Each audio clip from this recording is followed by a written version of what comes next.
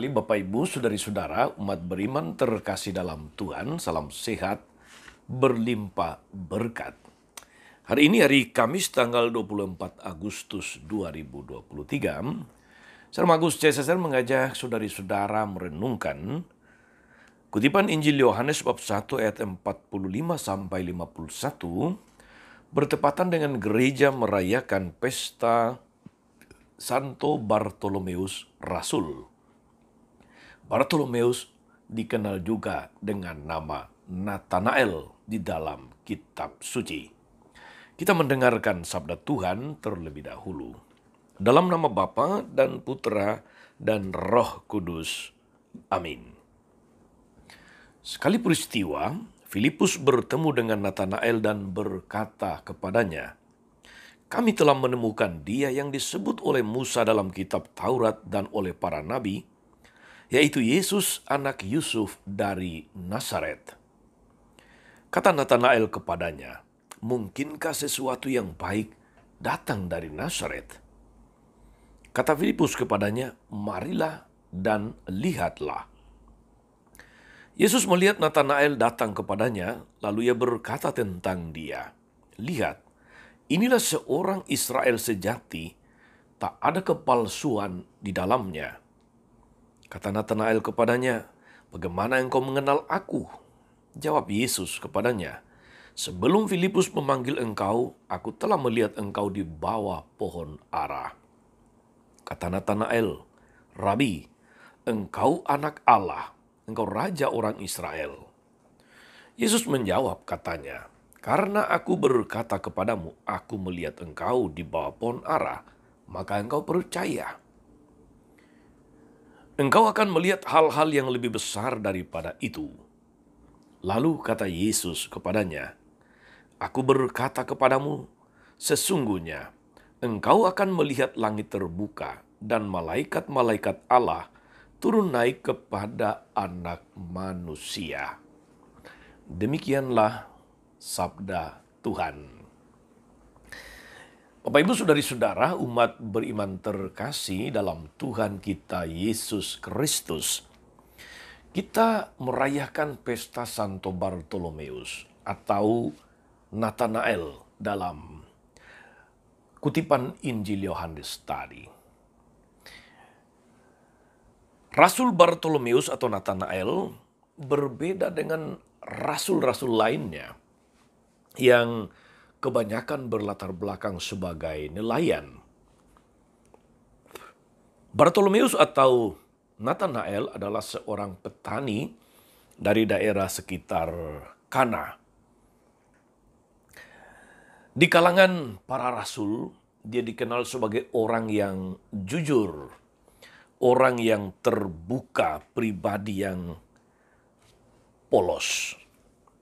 Karena itu, Yesus menyebut dia dalam Injil hari ini sebagai seorang Israel yang sejati. Karena tidak ada kepalsuan di dalam dirinya. Saudari-saudara, umat beriman terkasih dalam Tuhan, tak ada kepalsuan dalam dirinya. Tak ada kepalsuan itu juga berarti otentik, asli, sejati. Maka kalau Yesus menyebut Nathanael sebagai orang Israel sejati, itu artinya bahwa dia adalah orang yang tidak hidup dalam kepura-puraan atau dalam kepalsuan. Dia hidup apa adanya, jujur, polos, otentik atau sejati. Tidak sedikit orang pada zaman sekarang, saudari-saudara, yang hidup dalam kepura-puraan. Tidak sedikit juga orang menjadi sulit berkembang karena hidup dalam kepura-puraan. Tidak mampu tetapi pura-pura mampu. Tidak tahu tetapi pura-pura tahu, atau bahkan sok tahu. Tidak suci tetapi pura-pura suci. Tidak kaya, pura-pura kaya. Tidak miskin tapi pura-pura miskin, ada juga. Saudari-saudara, umat beriman terkasih dalam Tuhan, Bartolomeus atau Nathanael adalah orang yang tanpa kepura-puraan, tanpa kepalsuan. Dia orang yang memiliki kesejatian hidup, apa adanya. Dia bersifat otentik atau bersikap otentik. Dia tidak menutup-nutupi keraguannya bahwa Yesus datang dari Nazaret itu adalah Mesias. Keberaniannya untuk bersikap transparan apa adanya.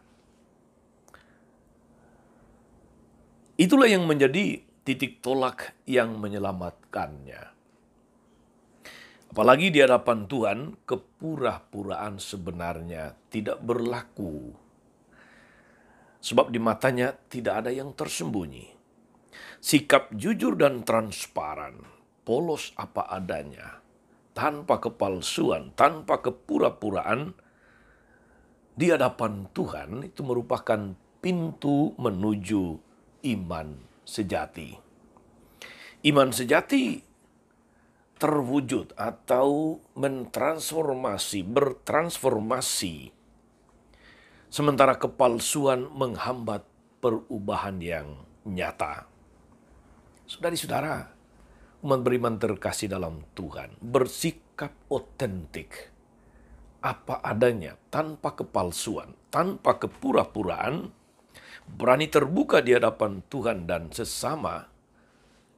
Itulah sebetulnya yang diharapkan dari setiap orang beriman, menjadi otentik, tanpa kepalsuan, tanpa kepura-puraan. Orang yang otentik tidak menyembunyikan luka dan juga tidak sekedar mencari muka. Ia menerima diri apa adanya seraya membuka diri kepada kemungkinan untuk perbaikan, kemungkinan untuk bertumbuh, kemungkinan untuk menjadi lebih baik. Keterbukaan Bartolomeus atau Nathanael membawanya kepada sebuah pengakuan iman. Yang dia katakan dalam Injil tadi, "Rabi, engkaulah anak Allah, engkau raja orang Israel." Iman yang otentik ini membuat Bartolomeus, membuat Nathanael berkembang menjadi utusan. Konon Nathanael mewartakan Injil sampai ke India. Dan karena itulah dia juga boleh menikmati janji Kristus, melihat kemuliaan para malaikat dan anak domba di surga, seperti yang digambarkan oleh bacaan pertama dari kitab Wahyu. Saudari-saudara, menjadi pengikut Kristus, menjadi umat Allah, menjadi orang Kristiani, menjadi orang Katolik, itu berarti juga adalah panggilan kepada hidup yang otentik, hidup yang sejati tanpa kepalsuan, hidup yang tanpa kepura-puraan. Semoga teladan dan inspirasi hidup dari Santo Bartolomeus atau Nathanael juga meneguhkan kita, meneguhkan perjuangan kita untuk menjadi orang-orang, menjadi umat Allah, menjadi pengikut Kristus yang otentik. Menjadi pengikut Kristus yang sejati, di mana tidak ada kepalsuan di dalamnya, di mana tidak ada kepura-puraan di dalamnya. Tuhan Yesus memberkati kita semua. Amin.